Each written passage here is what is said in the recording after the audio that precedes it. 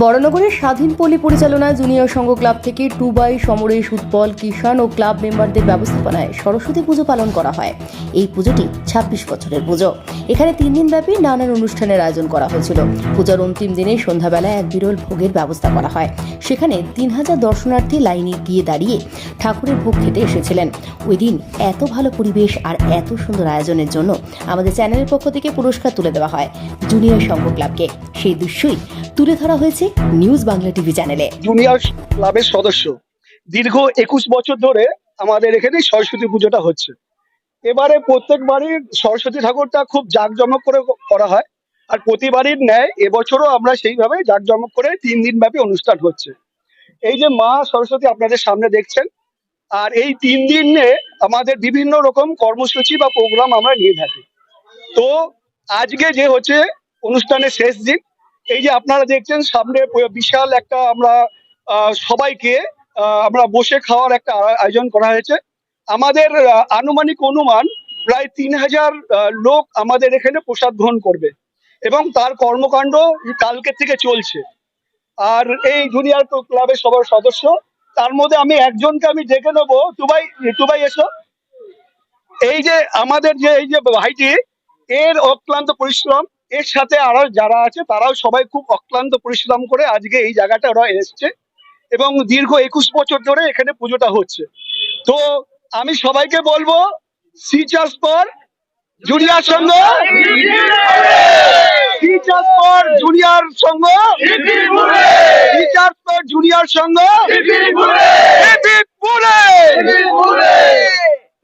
এছাড়াও এই খাওয়া দাওয়া ছাড়াও আমরা এখানে বিভিন্ন যে বাচ্চা যারা জুনিয়র আছে বা বয়স্ক লোক আছে, আমরা সবাইকে নিয়ে এখানে একটা মাঠে অনুষ্ঠান করি।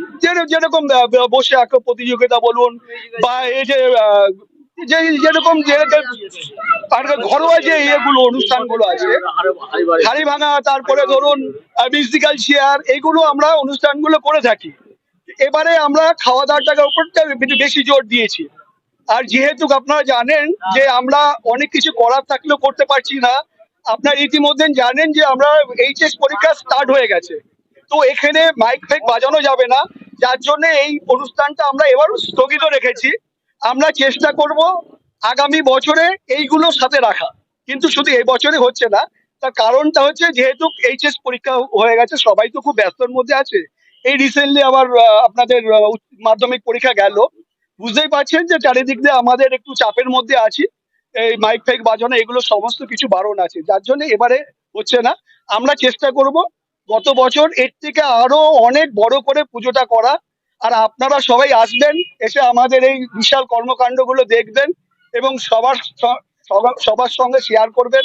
আর আমাদের এই সব ছেলেপেলেরা যা আছে তাদের কর্মকাণ্ড আপনারা হয়েছিল, কিন্তু আমরা খুব ছোট করে এসেছি। আপনি জানেন যে প্রশাসনের থেকে একটা নিষেধাজ্ঞা জারি ছিল যে মাস্ক পরবে, কোথাও বেরোবে না, বেশি লোক গ্যাদারিং করবে না। তাও কিন্তু আমরা পুজোটা ছেড়ে দেইনি। দীর্ঘ ২১ বছর ধরে এই পুজোটা কন্টিনিউ আমাদের চলছে। আমাদের ক্লাবের সেক্রেটারি, এখানে আমাদের খেলাধুলা, বাচ্চাদের আঁকা প্রতিযোগিতা, বয়স্কদের কাপড় বিতরণ, বস্ত্র বিতরণ, এগুলো আমরা করেই থাকি প্রত্যেক।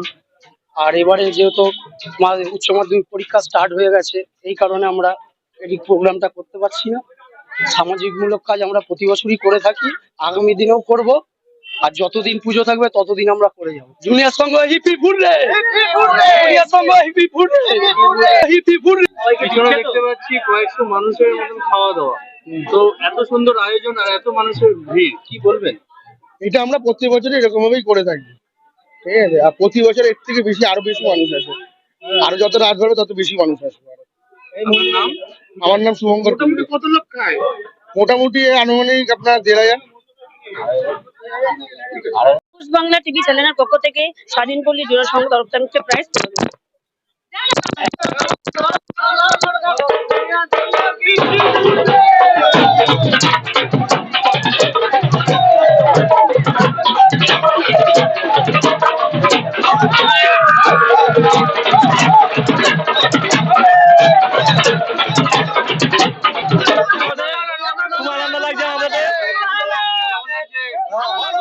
ভালো লাগছে।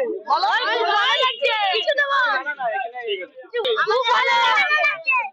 আমাদের খুব ভালো লাগছে প্রাইজটা পেয়ে। বাহ।